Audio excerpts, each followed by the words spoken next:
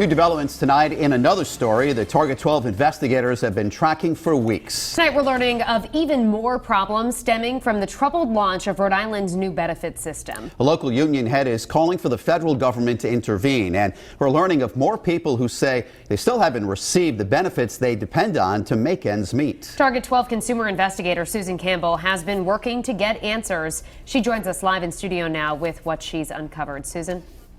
Shannon, the president of one of the unions that represents DHS employees, tells me some benefits that are being sent out aren't accurate. State officials say there's no need for a federal audit. I just got it the other day. This is Pauline Goss's termination notice for her gas and electric services.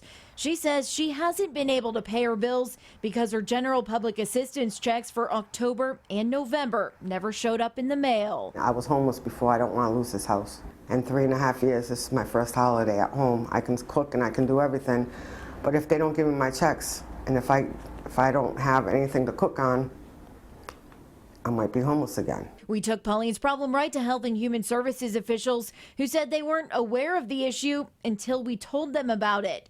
An employee hand-delivered Pauline's delayed checks late Friday afternoon. I have asked the lawyer to give us an assessment just to make sure that there are no other cases that related to the same situation. There's so many cases that are not being serviced properly. Lucy Burdick is the president of one of the unions that represents DHS employees. She says cases like Pauline's are more common than the state is reporting.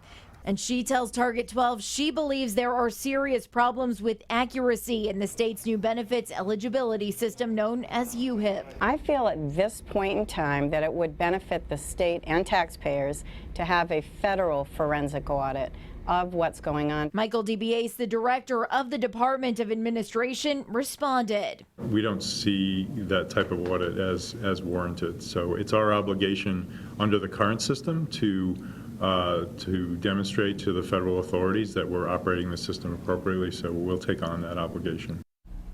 There will be some changes in the Providence DHS field office on Monday. We'll tell you about those coming up new at 6. With the Target 12 investigator Susan Campbell, Eyewitness News. New developments tonight in a Target 12 investigators consumer investigation. Live at 5, we told you about even more problems stemming from the launch of Rhode Island's new benefit system. New at 6, we've learned some big changes are on the way in the Providence DHS field office. Consumer reporter Susan Campbell is here now with the details.